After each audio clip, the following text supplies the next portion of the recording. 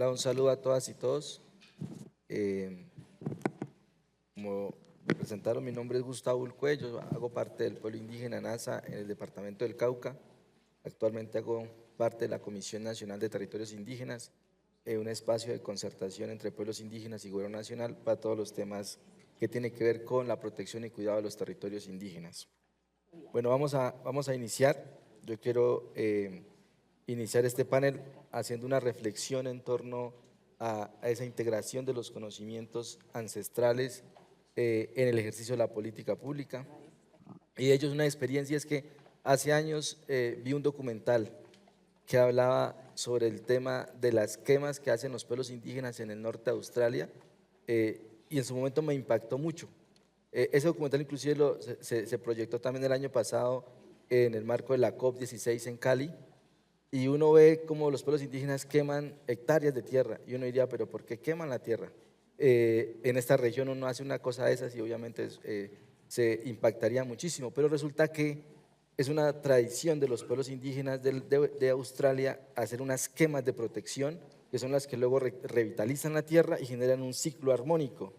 Cuando en Australia se propagó una serie de incendios, las autoridades de gobierno de ese país recurrieron a los pueblos indígenas para poder hablar sobre esas prácticas que venían desarrollando los pueblos indígenas en materia de la armonía del territorio, de ese tipo de prácticas tradicionales que finalmente iban a un equilibrio con la naturaleza. Y uno diría, quien lo creyera, un ejercicio de quema de territorio que finalmente ayudaba a controlar las quemas masivas. Bueno, no me voy a centrar ahí a hablar de eso, pero aperturo con este diálogo sobre eso, porque efectivamente de eso trata un poco este panel que tiene que ver con esas brechas, ¿cierto?, en materia de información frente al tema del cambio climático. Yo quiero empezar, para que nos rinda un poco el tiempo, con Juan Carlos, digamos, y un poco hablando de eso precisamente, Juan Carlos, en el ejercicio del poder legislativo, cómo desde el ejercicio legislativo se ha venido vinculando los saberes ancestrales, tradicionales de los pueblos indígenas en Colombia. En Colombia tenemos 115 pueblos indígenas reconocidos. Y finalmente, pues las políticas que desarrolla el Congreso, pues no solamente es para los pueblos indígenas, sino para todo el país mismo, pero en ese ejercicio, digamos, una gran parte de este territorio pues es indígena. El 33% del territorio colombiano hace parte de resguardos indígenas. Entonces, más o menos que tenemos una gran porcentualidad territorial en este país. Entonces, toda política que se desarrolle en materia o normatividad, pues impacta de cierto modo a los pueblos indígenas, y en ese orden, ¿cómo han recogido ustedes esos saberes ancestrales para tomar decisiones en vía de la protección del cuidado de la naturaleza? Bueno, muy buenas tardes ya casi, y muchísimas gracias a Edumedia y al Movilizatorio por la invitación. Muchas gracias al moderador por la pregunta. Yo me siento muy honrado de estar aquí con estas panelistas de lujo y por supuesto en la Universidad de los Andes, que además sigue siendo mi alma mater, y siempre da mucho gusto volver.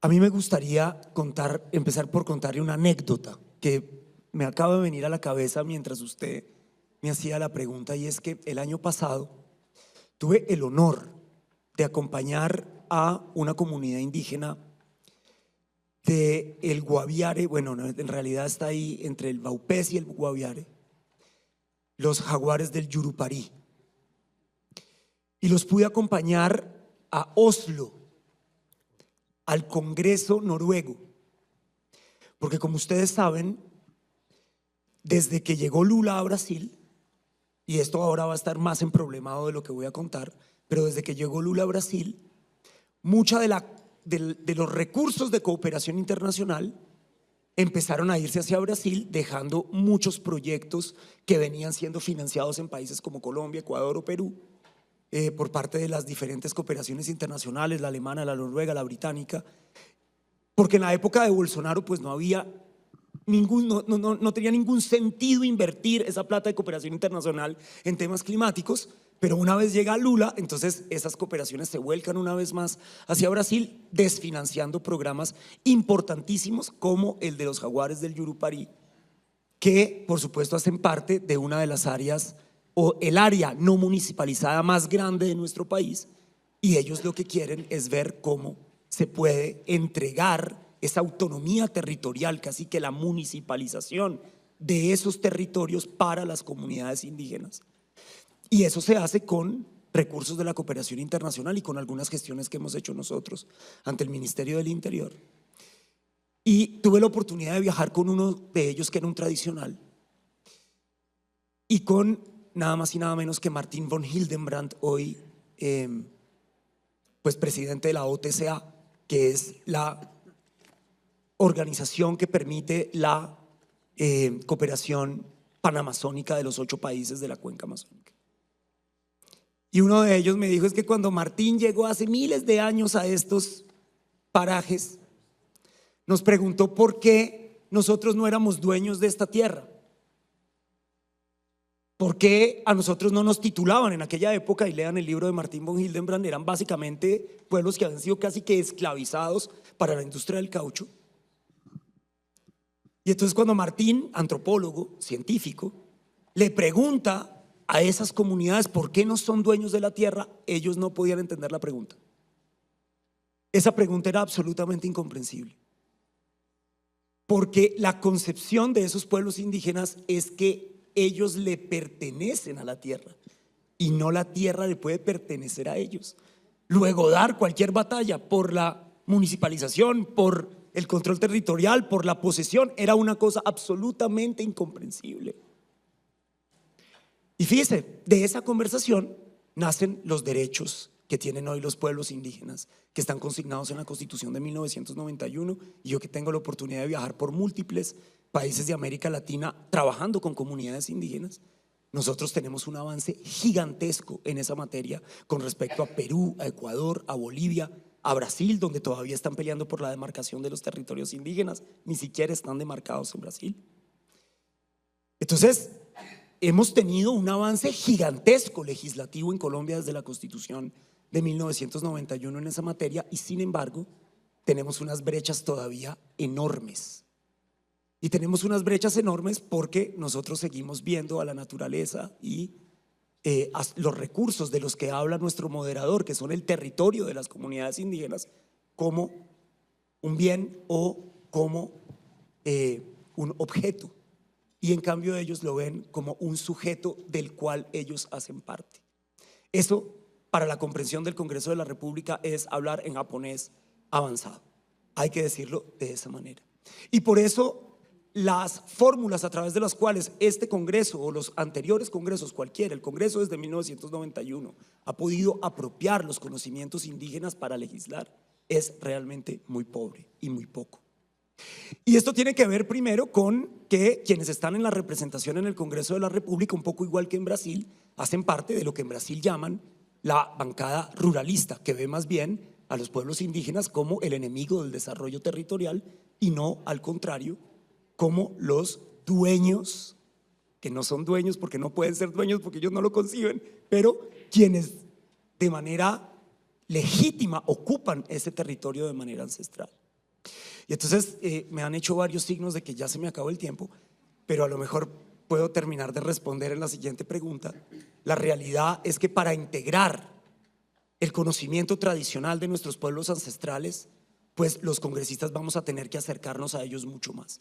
Vamos a tener que tener mayor representación directa de los pueblos indígenas en el Congreso de la República. En la Cámara son apenas 2, es absolutamente insuficiente. Y por supuesto que, bueno, en el Senado está el senador Estrada, que hace una gran tarea, pero van a tener que tener más representación directa, pero nosotros como país nos vamos a tener que acercar a ese conocimiento, porque no somos solamente los congresistas, sino todos los que estamos aquí tenemos un muy deficiente conocimiento de esas cosmologías.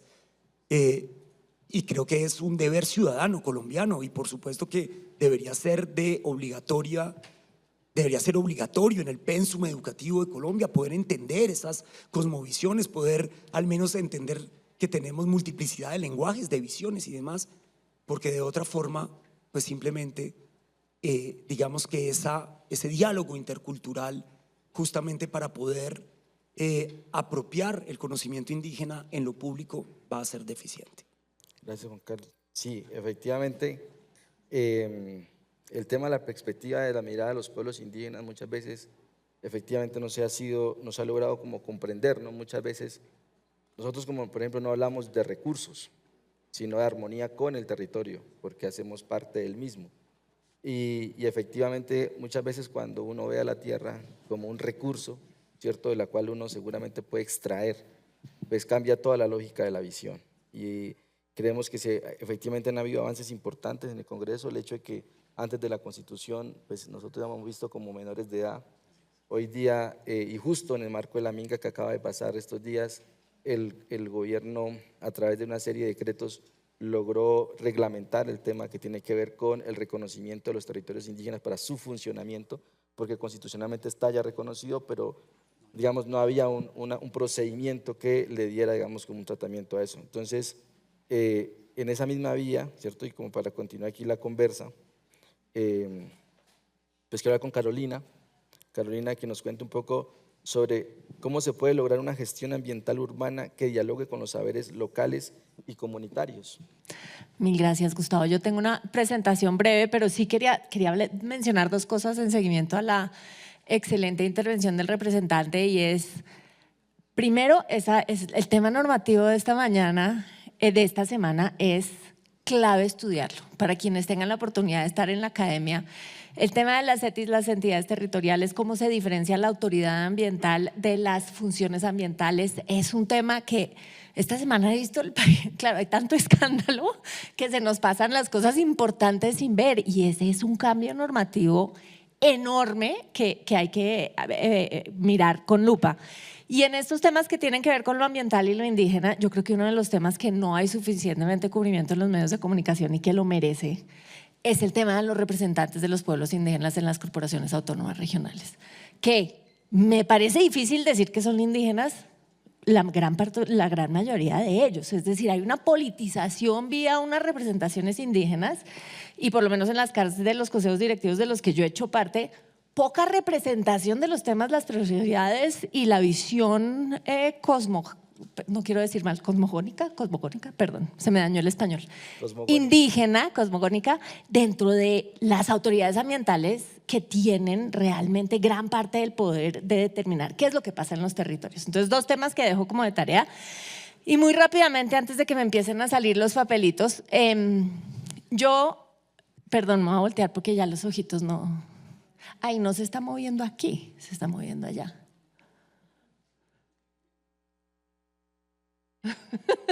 ¿Para allá? Bueno, no importa la presentación, la voy a usar aquí por pura, perdón, celular.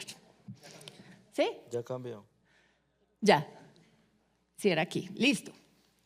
Entonces, en políticas públicas, lo difícil de reflejar varias realidades es que tiene que haber una sola verdad oficial. Y eso en la realidad pocas veces es cierto, pero particularmente cuando hacemos gestión o planeación urbana, tiene que haber una sola verdad y usualmente se refleja en la cartografía. Es decir, la realidad de las decisiones de política pública son polígonos. ¿Qué es dónde y qué se puede hacer en este o este otro polígono? Los mapas son en donde se refleja la toma de decisión de la política pública. Yo no sé si esto tiene que cambiar o no, pero es la realidad de lo que es hoy en día. ¿Por qué? Porque en las decisiones de lo público tiene que haber una verdad objetiva, que siempre va a ser subjetiva, que eso es lo difícil y de lo que creo que debemos hablar hoy. Y por otra parte, en términos de desinformación, un poco como se habló en el panel anterior, en lo ambiental reina la complejidad.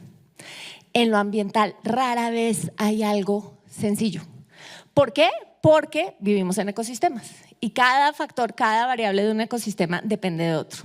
No hay ninguna variable, a pesar, por ejemplo, de que los seres humanos consideramos que casi que vivimos por fuera del ecosistema, también somos parte de él. Y la lluvia depende del río depende del árbol, el árbol depende de la abeja depende de la flor. No hay nada que podamos describir de forma sencilla. Y en ese sentido, a mí no me preocupa tanto en términos ambientales que haya desinformación en un esfuerzo sistemático por callar ciertas verdades en Colombia. De hecho, en C40 lo hemos estudiado y no parece haber grandes movimientos que censuren o hagan que dejemos de hablar de temas relacionados con medio ambiente o cambio climático, pero sí pasa que en el esfuerzo de simplificar para la comunicación moderna, desinformamos. Lo decía el concejal, ¿no? Si tienes, ¿era el concejal o no? La silla vacía. Decía, no, es que pues en un Instagram Reel de 30 segundos o en un TikTok, pues tú describes el desabastecimiento de agua en Bogotá y tienes que, pues ella no lo decía, es muy difícil. Pero claro, describir lo complejo que es el desabastecimiento de agua en Bogotá y qué es lo que está pasando en la Amazonía y qué causa la deforestación y qué es la evotranspiración y qué es lo que en realidad hacen los páramos. Eso no te cabe en un Reel ni en un TikTok. Entonces, pese a toda la buena voluntad y al excelente periodismo que hay en Colombia, miren, somos muy afortunados. Pese a los intereses económicos, en Colombia hay muy buen periodismo. Hasta en los medios hegemónicos hay muy buen periodismo. ¿Hay malos periodistas? Pues los hay. Pero hay muy buenos. Entonces, en eso somos muy afortunados. Pero este esfuerzo que demandamos nosotros como consumidores de información, de simplifíquenme todo, está llevando a que nos desinformemos a nosotros mismos. Aquí tengo varios errores de dedo, discúlpenme, preparé esto muy temprano esta mañana. Pero una frase que me encanta y que es muy difícil llevar a cuando uno está en política pública es: no sabemos más, sabemos distinto. Sabemos cosas distintas. Eso en lo público es muy difícil de implementar, porque es que tú en lo público tienes que decir: soy el Estado y sé más que todos ustedes. Y eso es muy fregado. Desafortunadamente, cuando estás en un rol de toma de decisión, pues tiene que llegar a un punto en que escuchas, miras la información, miras los demás y hay un punto en que dices, pues me toca tomar una decisión. Porque el congelamiento o el parálisis es mucho peor. Los 3 decretos que tuvieron que salir esta semana salieron por decreto presidencial porque el Congreso de Colombia ha sido incapaz de reglamentar el tema de las entidades territoriales indígenas desde la Constitución del 91. Si los decretos están bien, mal o regular, habrá un experto que lo diga. Yo no lo soy, pero probablemente serían más representativos si hubieran salido del Congreso, que es el brazo legislativo y representa a números mayores de colombianos y colombianas. Lo mismo que pasó con el aborto. La parálisis de no tomar decisiones es el peor de los escenarios. Traje algunos casos de cuáles son esas ausencias de verdades oficiales que son tan complejas, ¿cierto? No de mi cargo actual, sino de mi experiencia cuando trabajé en Bogotá. Entonces, humedales. Una discusión que en Bogotá es tensísima y con toda la razón. Bogotá ha perdido entre el 85 y el 92% de sus humedales en la historia de la ciudad. La sabana de Bogotá ha perdido el 92%. ¿Están perdidos? ¿No están perdidos? Podríamos recuperar algunos de ellos. Unilago era un humedal, era un lago. Quisiéramos, tendríamos la voluntad de echar un par de barrios abajo y recuperar un lago. ¿Se puede? ¿No se puede? Esas son discusiones que en la planeación urbana se dan. Entonces, hubo un caso hace un par de años para la construcción de la avenida Los Guayacanes, que justo afuera de lo que se llama el Bosque Bavaria, o lo que era la fábrica de Bavaria, había un empozamiento de agua estacional que, según el conocimiento científico, no era un humedal porque no tenía conexiones subsuperficiales de agua que le llegaran, sino que por la transformación de la ciudad, periódicamente se formaban unos encharcamientos. Por lo que eran largos, había rana sabanera en todas sus etapas de vida, que era la evidencia que parte de la comunidad decía, no, pues es que si hay vida silvestre, pues tiene que ser un humedal. Y ahí hubo una discusión enorme. Al final no era un humedal, según la ciencia, pero para la comunidad sí lo era. Y se hizo la vía. Y pues es el único caso en mi vida en que me han llamado genocida, porque se murieron muchos renacuajos. Por ejemplo, tratamos de salvar muchos, pero se murieron muchos renacuajos que tratamos de salvar y no se salvaron. Ese es uno de esos casos que en las ciudades pasa todos los días. Segundo caso, la fábrica misma de Bavaria, que para funcionar sembró una plantación de eucaliptos para prevenir el ruido y los olores que salían de la planta cuando funcionaba, que con los años se convirtió en un bosque. Dejó de funcionar como fábrica, los vecinos y la comunidad le llama el Bosque Bavaria, es un predio de propiedad de Bavaria y van a hacer un plan parcial con 20.000 viviendas. El caso llegaba, no me acuerdo, 20.000, muchas viviendas, no me acuerdo el número. La comunidad llevaba mucho tiempo peleando que querían preservar todo el bosque. El bosque está cerrado, es un predio privado, nadie puede entrar. Y la negociación que se acabó haciendo fue guardar el 85% del bosque, pero restaurarlo, porque los eucaliptos no son muy buenos para estar en zonas públicas, se vuelcan muy fácilmente, irlos cambiando por plantas nativas, preservar el 85% y meterle vivienda y equipamientos de educación y salud al resto. A la comunidad no le pareció óptimo, acabaron aceptando, todavía no pasa el último, eso fue una acción colectiva, todavía no se aprueba, pero es otro caso interesante. Para la comunidad es un bosque. Y aunque no puedan entrar nunca, lo quieren ver desde su ventana y quieren oír a los pajaritos. La oferta del distrito y de los privados, que son los dueños del predio, es listo, guardamos la mayoría, pero pues queremos hacer unas viviendas. ¿Es un acuerdo justo? ¿Es un acuerdo conveniente para la ciudad? Es una discusión para que todos tengamos. Lo mismo con la enorme controversia que hubo en el último semestre con el ordenamiento ambiental de la Sabana de Bogotá, que hizo el ministerio con base en una responsabilidad que tenía desde la ley 99, para muchos como para el alcalde Galán, y en mi opinión también, sin suficiente participación por parte de los municipios. Gran parte del argumento de ese ordenamiento es, hay muchos ecosistemas que hemos perdido que podríamos restaurar a sus condiciones originales, incluyendo, por ejemplo, el aeropuerto El Dorado. El aeropuerto El Dorado está construido sobre no uno, sino varios humedales. Por eso se encharca, igual que la autopista.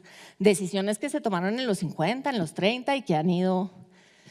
¿Podríamos tener otro aeropuerto en otra parte? Posiblemente. ¿Podría estar mejor porque tendría más espacio para crecer? Posiblemente.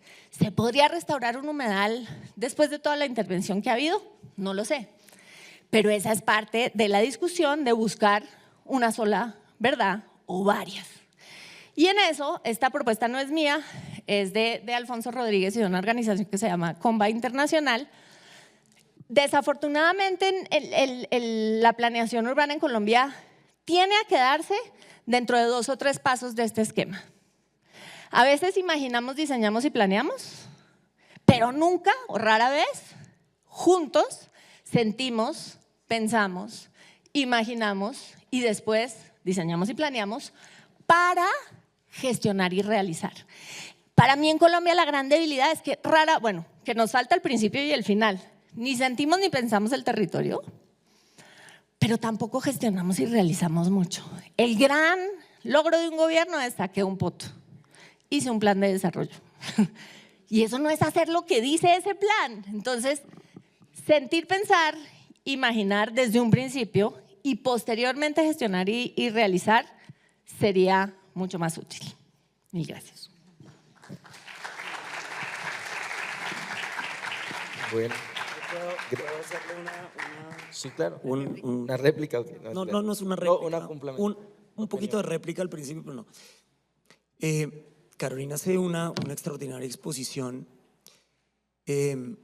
a la que a mí me gustaría sumarle que este territorio del que ella estaba hablando tiene nombres indígenas. Se llama Chía, Cajicá, Zipaquirá, Engativá, Suba, Usme, Facatativá, Kennedy se llamaba Techo, todos nombres indígenas. Este es un territorio muisca y desgraciadamente todos los cabildos muiscas que hay en esta ciudad adolecen de diálogo permanente. Nosotros recibimos llamadas de esos cabildos de manera permanente. Nunca jamás se les tiene en cuenta en términos de esta discusión que está planteando Carolina. Y eso tiene que cambiar porque la tradición pesa sobre un territorio. Y lo otro que Carolina dijo es que los congresistas no hemos sido capaces. El Congreso. Sí, pues los congresistas somos el Congreso. No hemos sido capaces de sacar adelante el tema de las CETIS. Si usted le pregunta a los compañeros del Amazonas, usted le dirá que el senador Estrada y yo hemos estado en esta pelea por los decretos que el presidente además anunció desde la COP de Dubái. Ese fue su anuncio, su promesa en la COP de Dubái después de mucha presión de nuestra parte justamente para la reglamentación de las CETIS.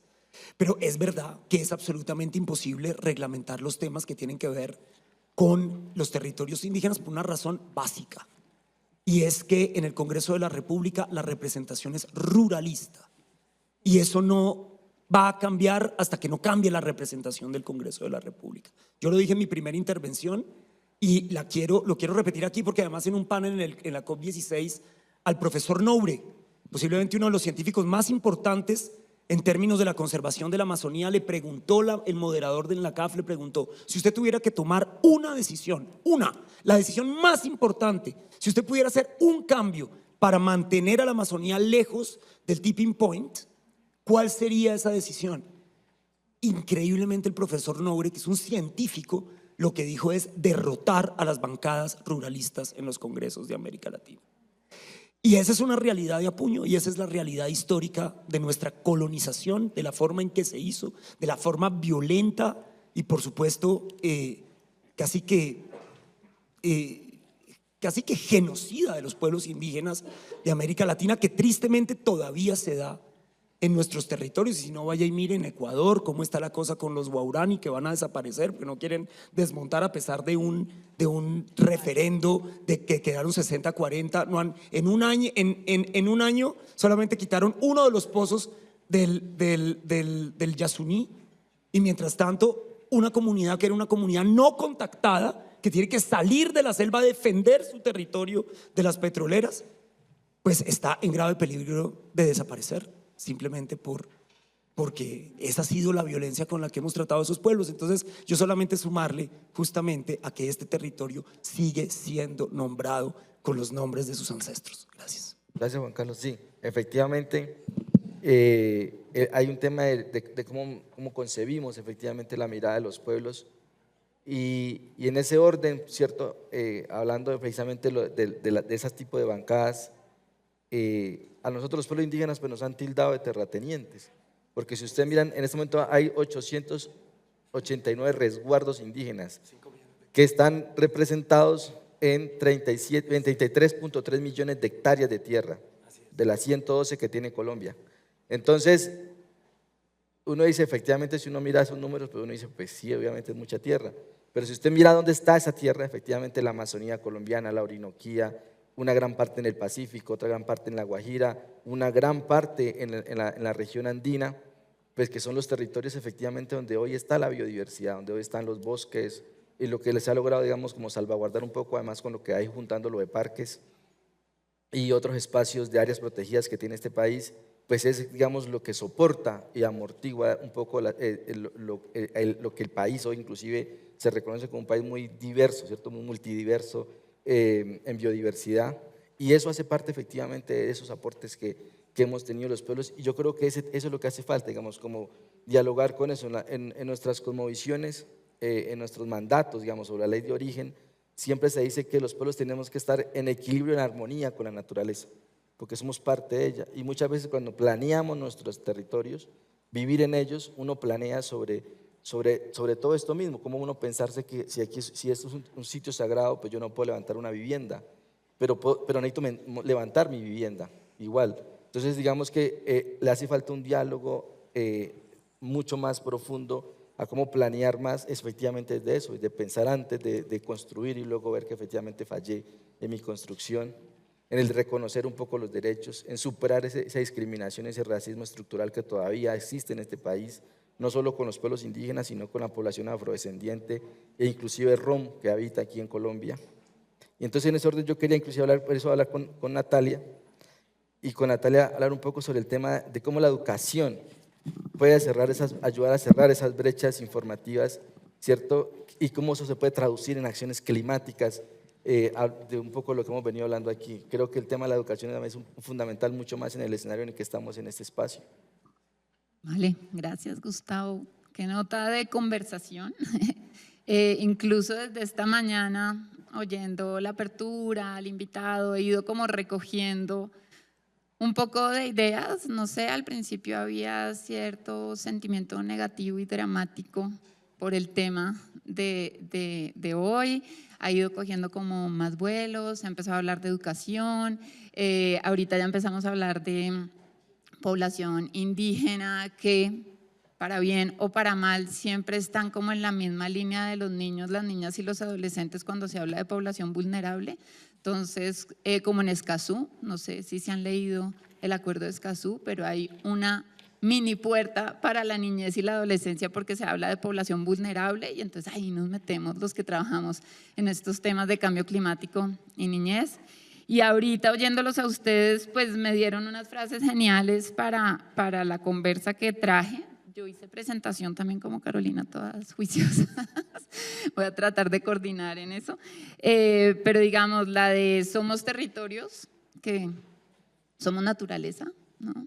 Es muy difícil separar, sin una imagen bucólica, sino real, separar la niñez, la adolescencia y la naturaleza, ¿sí? Ese bienestar entre el ambiente y la niñez que necesitamos pues, para seguir aquí como humanos, o al menos como nos lo estamos imaginando hoy. Otra frase fantástica o otra imagen fantástica es ¿cuál es el mapa? ¿Cuál es la cartografía? ¿Cuál es la mía? ¿Cuál es la de mi hija de 7 años? La de mi hija de 11, la de un niño que vive en Arboletes, la de un niño que vive en el Amazonas, ¿sí? ¿Es ese mapa de Colombia tan bonito que nos hace el Agustín Codazzi o es otro mapa? Y eso entonces trae a la complejidad de los territorios, no es un solo territorio, no es una sola mirada de mi territorio. Y ahorita la que puso Carolina de no sabemos más, sabemos distinto. Los niños, las niñas y los adolescentes saben distinto, no saben ni más ni menos, saben distinto. Y ahí quizás ese sentir y ese pensar de ese diagramita que nos ponía Carolina, de pronto ellos arrancan con ese sentir y ese pensar diferente al nuestro.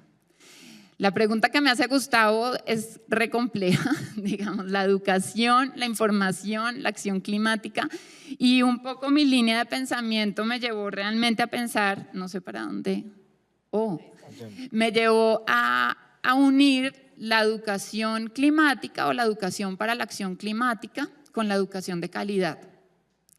Yo dije, listo, está bien, acciones climáticas. Hay dudas, hay aún preguntas de qué es una acción climática o será una acción ambiental, en eso estamos aprendiendo, pero listo, estamos preguntándonos por acciones climáticas en los territorios. Eso lleva a la pregunta de la participación y la gobernanza, porque si uno hace acciones climáticas como una persona que vive en un lugar específico de Colombia, pues está participando y está empezando a ser parte del ejercicio de gobernanza de ese territorio. Pero para poder participar y para poder ser parte de la gobernanza, pues necesito información. Y es de lo que nos reúne un poco hoy, ¿no? Necesito información de los fenómenos globales, pero de las situaciones locales. Necesito saberes locales, saberes ancestrales, saberes tradicionales, campesinos, urbanos, saberes familiares, comunitarios, pero necesito también saberes científicos, conocimientos, diferentes lenguajes, pero necesito que me ayuden a desarrollar habilidades y necesito fortalecer mis habilidades. No me sirve de nada la información, el conocimiento, si yo no tengo o no he podido fortalecer mi habilidad de pensar críticamente. Ahorita hablaban en el panel anterior, listo, hay un resto de información. ¿Cómo la veo desde una mirada crítica? ¿Cómo la veo, la uso desde un pensamiento creativo? ¿Cómo tengo cierta resiliencia? Una habilidad fundamental en el mundo contemporáneo es ser resiliente. Todo es dramático, mejor dicho. Ahorita yo antes de salir de la casa veía las noticias y decía, Dios, apaguemos, mejor música. Pero necesitamos ser resilientes ante unas situaciones verídicas o no que estamos enfrentando diariamente. Y todo eso lo lleva a uno a la educación. ¿A quién me educa? ¿Quién me forma? ¿En qué me forman? Y en la educación de calidad, como un derecho. Y en que la educación climática y ambiental en este momento debería ser parte de la educación de calidad y no algo paralelo, no un anexo, como aún siguen siendo. Voy a tratar de ser veloz en una aventura real de educación para el cambio climático. es el proyecto América Latina para la Educación Climática, que brevemente se llama ALEC. Fue un pilotaje de 5 años, hecho en México y en Colombia. Nos invitó la Organización por la Educación Climática de la UNESCO. Nos hicimos un combo entre academia, la Academia de Ciencias Exactas de Colombia, por ejemplo, la Universidad del Rosario, el Fondo Acción en Colombia, en México otro combo semejante, y nos aventuramos a pensar cómo puede ser la educación climática en América Latina. Inicialmente teníamos 3 tareas: traducir todos los documentos científicos sobre cambio climático a un material pedagógico para que los profes pudieran enseñar en el aula cambio climático, el cambio climático como un fenómeno global. Segundo, formación a profes. ¿Listo? Entonces, pues uno no puede enseñar de lo que no sabe, entonces tenemos que enseñar a los profes, sobre todo de secundaria, qué es el cambio climático, y eso pues cómo mostrarlo en el aula, por medio de experimentos, por medio de relaciones con el contexto.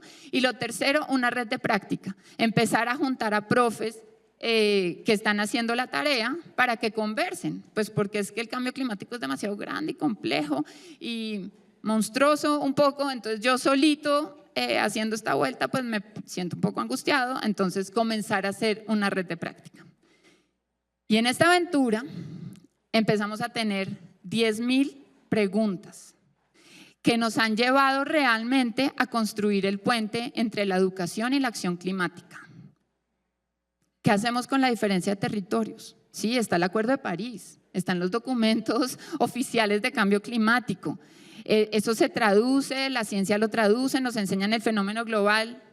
Pero es que yo estoy en Arboletes donde la costa se me está yendo todos los días. O yo estoy al borde del páramo en Bogotá donde ya no llueve y quién sabe si va a llover. No, ya allá de pronto no está la acumulación de agua. ¿Dónde está la acumulación de agua?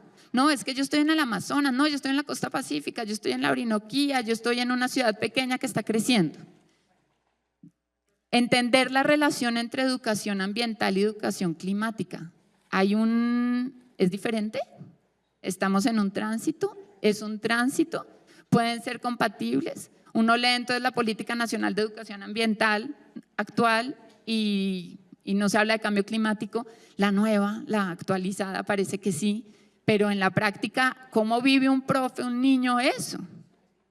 ¿Qué hacer con las diferentes preguntas de los estudiantes y sus intereses? Ellos no aprenden, pues digamos, el mundo, el fenómeno desde lo global, pero sí, bueno, hay preguntas re locas como aquí nos va a pasar lo del osito polar de todas las figuras que nos muestran del cambio climático, o acá nos van a pasar los incendios de Australia. Pero es que empiezan a preguntarse es por lo local. Entonces, ¿qué hacer con esas preguntas tan locales? ¿Desde qué áreas enseñamos? ¿Esto solo se enseña desde las ciencias exactas? ¿O esto se enseña desde el arte, desde el lenguaje, desde la ciudadanía? ¿Desde dónde se enseña? ¿Con qué lenguajes, obviamente? ¿Sirven otros lenguajes? Y obviamente la respuesta es que sí. ¿Qué hago con las emociones? Digamos, si yo le pinto a un niño el cambio climático como aparece en Google, googleen cambio climático y pongan imágenes, pues no, mal, drama. Lloramos todos y las pesadillas van a ser horrorosas. ¿Qué hago con las emociones?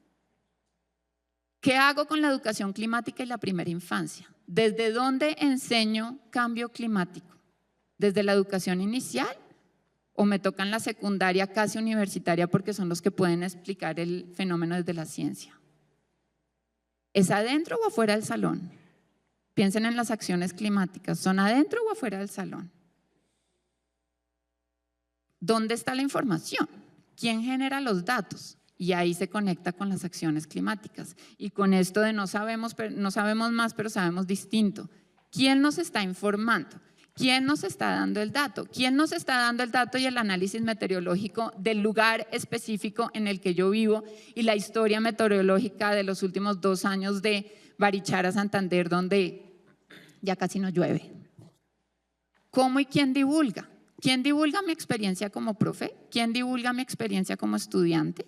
¿Quién divulga mi experiencia como tomador de decisión en un pueblo chiquito que ya estamos logrando conocer nuestra situación climática y entonces tomar decisiones de cultivo, de uso del agua, de transportes. ¿Quién incide en la toma de decisiones? Ese caminito que ustedes dos estaban diciendo. ¿Cómo hago el puente para esa toma de decisiones? Aquí después, Gustavo, tengo ya como estrategias que no sé si en la siguiente Bueno, vamos a ver pregunta o aguanta brevemente. Digamos, después de todo este camino, tenemos experiencias de acciones climáticas con profesores en diferentes partes del país y vemos que hay ciertas estrategias que se repiten o que están como transversales en ellos. Realmente la de informar. Por ejemplo, tenemos una profe en Bogotá que por medio de un techo verde que se le ocurrió en el aula de su colegio para que la temperatura pues permitiera estudiar, arrancó a investigar sobre techos verdes y olas de calor y ahora está informando desde su experiencia en el mundo académico y en revistas académicas de qué se trata esto de las olas de calor y la relación con cómo aprenden los niños y las niñas. Lo mismo está haciendo un profe en Silvania, a punta de recoger información meteorológica con sus estudiantes, por medio del arte está comunicándole a los tomadores de decisión y a las familias la relación del cambio en el clima en Silvania con la vida de todos ellos en ese lugar en específico. Aceptar el reto. En Barichara, Santander, una profe se puso a oír a sus estudiantes que comenzaron preguntándose por las semillas y los alimentos y terminaron identificando todos los nacimientos de agua que existen actualmente o se han secado para poderlos recuperar. Y tienen en este momento un mapa de nacimientos de agua que están mostrándole a los tomadores de decisión, pero también a toda la comunidad para que empiecen a liderar, digamos, el manejo de agua en un lugar en el que ya casi no llueve. Formar. En Charalá tenemos una profe que es profe de una escuela normal, es decir, forma profes, y por medio del trabajo directo con niños y niñas, recogiendo datos con una estación meteorológica, le está enseñando a otros profes cómo enseñar cambio climático en Charalá, Santander. Incidir. Hay un profe fantástico en Marmato, un pueblo minero histórico que viene desde más allá de la colonia, yo creo. El profe decidió investigar las fuentes de agua y también los datos meteorológicos de Marmato. Ha recogido tanta información que con los estudiantes ya tienen un calendario para que toda la comunidad sepa cuándo sembrar, cuándo cosechar, cuándo deben parar de tomar agua de la cañada. Ya han estado en el consejo diciéndole al consejo qué cosas debe hacer. Y finalmente actuar. La profe de Arboletes, que los invito a conocerla, la profe de Arboletes, pues se le está yendo la costa, aquí está, se le está yendo la tierra, entonces tienen el mangle, el manglar, gran ecosistema para el cambio climático, sirve tanto para adaptarse como para mitigar, y la profe entonces ha empezado a actuar con sus estudiantes para recuperar el mangle, para enseñar sobre el mangle y salirse del salón. Esa pregunta que les puse ahí ha sido la clave en este vínculo de educación, información y acción climática. Salirse del salón, la información está afuera. Gracias, Natalia. Efectivamente, el tema de la educación es fundamental.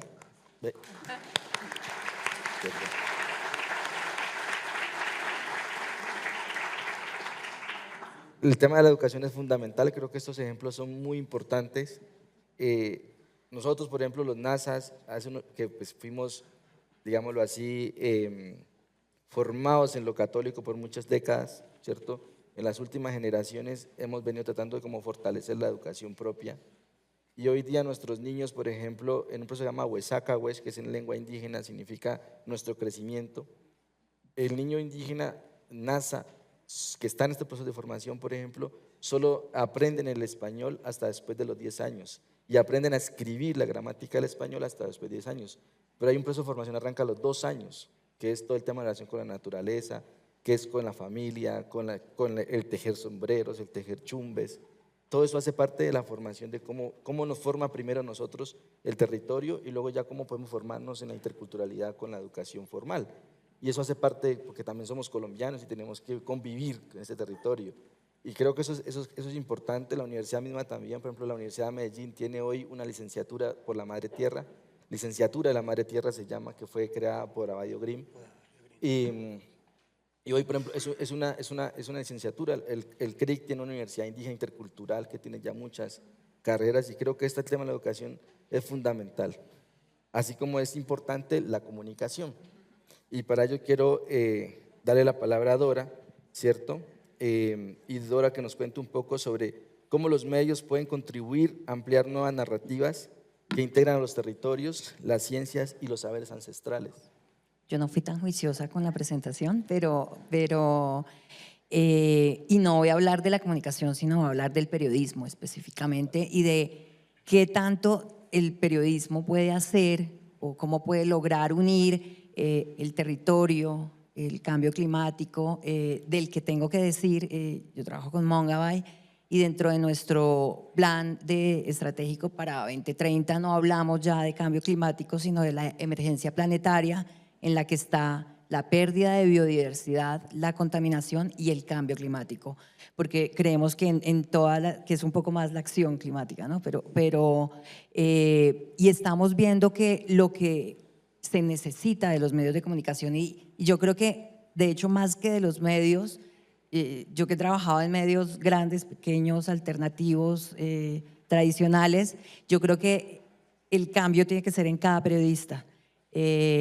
Y pues tú lo decías, no son los medios, son algunos periodistas y es una acción transformadora sobre cómo vemos la información sobre el medio ambiente y cómo vemos a las comunidades en todo este proceso.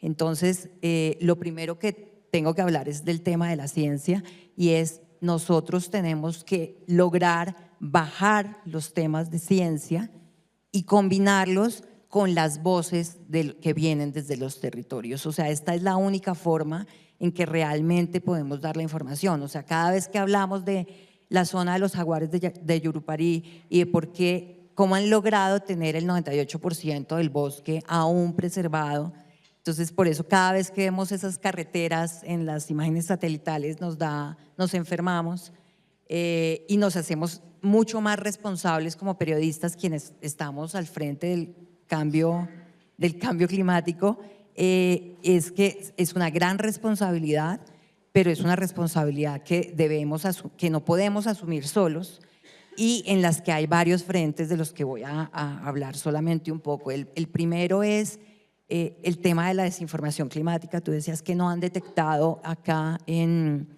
Colombia como un grupo específico que desinforme, son pequeños sobre proyectos específicos, pero es que la desinformación sobre los temas de cambio climático, sobre ambiente, no son de un solo país, sino que es como se movió el COVID, igual se mueven. Yo no sé si ustedes vieron en el apagón de España, el tema que más se movió fue relacionado con la energía renovable, porque hay toda una campaña para desinformar y decir, por ejemplo, esto no es que sea falso, que hay aves migratorias que mueren con algunas de los molinos que generan energía eólica.